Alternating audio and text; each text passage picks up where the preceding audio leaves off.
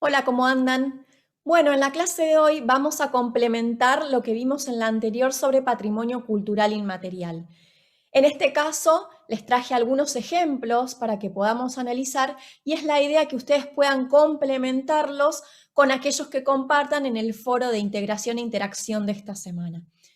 Antes de mostrarles los ejemplos en concreto, les quiero mostrar la página de donde ustedes pueden sacar esa información, que es la que tienen colocada acá debajo.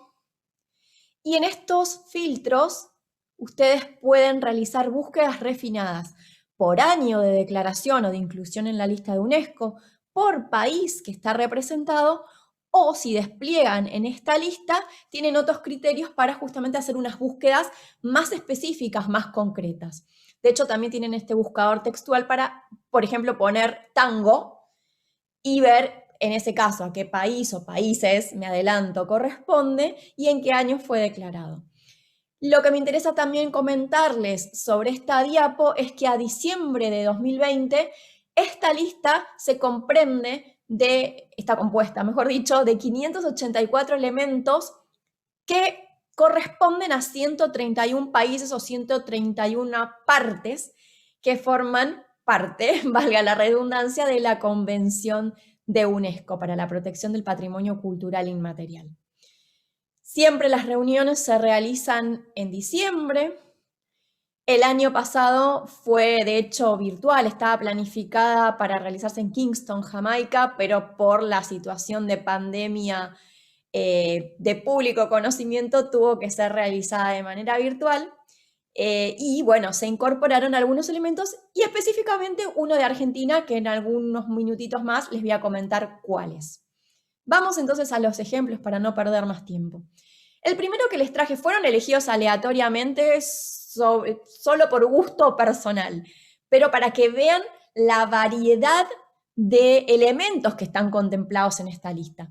Este primero que les traje es la cetrería, que fíjense que es un patrimonio compartido por varios países de Asia, África y Europa. Fíjense que los que figuran antes del 2011 lo inscribieron en ese año y se amplió luego al año siguiente para Austria y Hungría. ¿Pero qué es la cetrería en concreto? Es el arte de cazar con aves rapaces. Actualmente entonces 13 países tienen inscripto este arte como patrimonio cultural inmaterial. Quizás hayan visto, por ejemplo en Aeroparque, que se utiliza cetrería para ahuyentar aves al momento de aterrizaje y de despegue de los aviones, por ejemplo, porque el hecho de que existan bandadas o algunas aves, mínima cantidad de aves, puede representar un riesgo para la aeronavegación. Este sería un uso moderno de la cetrería, ¿no? Pero para expresarles o para ilustrarles de qué se trata en concreto. Es un arte que es milenaria y que sobre todo en algunos países de Asia tiene una historia muy particular detrás. Este es el primero que les traje entonces para compartirles. El segundo es la ceremonia ritual de los voladores de Papantla. Este es un patrimonio cultural inmaterial que pertenece a México, fue inscripto en el año 2009. Es muy interesante, de hecho tuve la oportunidad de ver una representación de esta ceremonia en Playa del Carmen, en un parque que se llama Xelha, que hacen representaciones de danzas folclóricas de todo el país. En este caso, esta ceremonia, este ritual sobrevive en los estados de Puebla y Veracruz actualmente. Y es un ritual asociado a la fertilidad. Para este ritual se utiliza un tronco, que es el que ven en la pantalla, pintado en celeste. También se llama palo volador, ese tronco, donde se ajusta una cruz, que es esa que tiene en el extremo superior, que posee 4 danzantes que representan justamente a los 4 puntos cardinales. Hay una quinta persona que es el caporal, que está en el extremo superior del palo volador, a unos 20 metros aproximadamente de altura, y es el que va coordinando este rito al ritmo de flauta y de tambor. ¿En qué se basa? Se van desenrollando, para que lo entiendan fácilmente, los 4 danzantes a través del palo volador y finaliza cuando los bailarines descienden totalmente al piso. Es muy vistoso, además de porque están colocados, fíjense, en posición contraria a la gravedad. Es muy vistoso, les decía, porque los 4 bailarines están vestidos con colores vistosos, ya que representan a aves tropicales. La verdad que es muy, muy lindo, además de que es un ritual, que tiene todo un significado detrás, es muy lindo de visualizar. El tercero, en este caso, es un patrimonio que pertenece a la República Argentina. Fue inscripto por nuestro país entonces en el 2015. Es uno de los 3 que actualmente están inscriptos. El primero fue el tango en el 2009, compartido con Uruguay como una manifestación rioplatense, como música, como danza. El fileteado es el segundo. Y el tercero, el más actual, que fue inscripto el año pasado, en 2020, es el chamamé. Después de unas idas y vueltas, porque de hecho se lo intentó inscribir en el 2018-19, si recuerdo bien, lo rebotaron por cuestiones administrativas, se volvió a presentar y sí pudo quedar en el listado.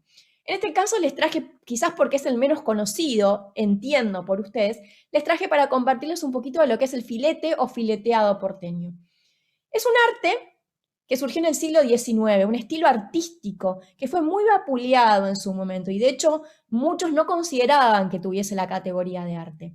¿En qué se basa? O se caracteriza por líneas que se convierten en espirales, con colores fuertes, con uso recurrente de simetría. De hecho, se verán el uso recurrente de la simetría en todo este dibujo que elegí para compartirles. También se utilizan efectos tridimensionales, utilizando muy bien las sombras y la perspectiva. Incluye también, por ejemplo, estilizaciones de hojas, como las que pueden ver también en la imagen. Animales, en este caso no, cornucopios, en este caso sí, un poco quizás distorsionado a lo que es un cornucopio tradicional. Banderines también. Y de hecho también se suele utilizar o se solía utilizar figuras emblemáticas de la cultura rioplatense, como por ejemplo en este caso Carlos Gardel. Se usaba en un primer momento para embellecer carros de transporte de alimento, luego se amplió, por ejemplo, a lo que son los colectivos. De hecho, la línea 60 por muchos años utilizaba filete en sus unidades. Ahora no, porque ya las más antiguas quedaron fuera de circulación, pero era muy vistoso verlas y era muy, muy emblemático, sobre todo en esta línea, el filete. Y muchos de los iniciadores de este estilo artístico fueron inmigrantes europeos. Por eso es que se lo ha vapuleado tanto en un primer momento como estilo artístico, porque se lo vinculaba con el tango, que también fue vapuleado, con los arrabales, con los compadritos, con un origen humilde. De hecho, la declaración por parte de UNESCO como Patrimonio Cultural Inmaterial vino a reivindicar y revalorizar este estilo, por suerte, con toda la riqueza que implica, y de hecho existen en La Boca talleres de fileteadores que pueden visitarse, son muy conocidos, muy emblemáticos de la zona. Quizás algunos los conocen. Otro que les traje, el cuarto ejemplo que les traje para compartir es el Carnaval de Oruro, típico de Bolivia, inscripto en el Patrimonio Cultural Inmaterial en la lista en el año 2008.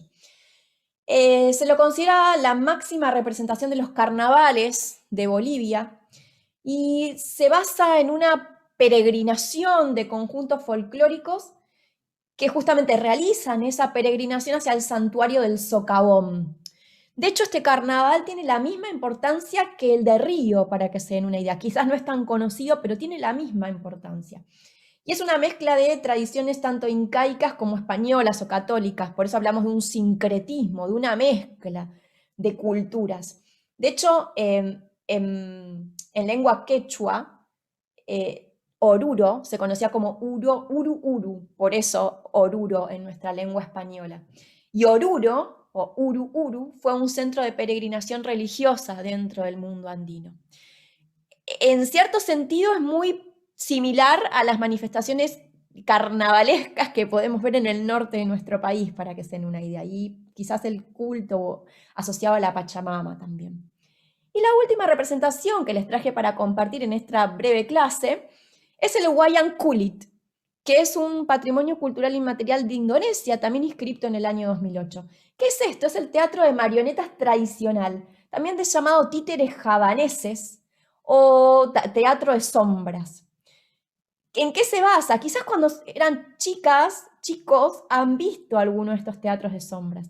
Están protagonizados por títeres de varillas y de sombras, y es muy tradicional, es un arte muy tradicional tanto en Indonesia como también en Malasia. Wayang significa teatro y kulit significa sombra o imaginación.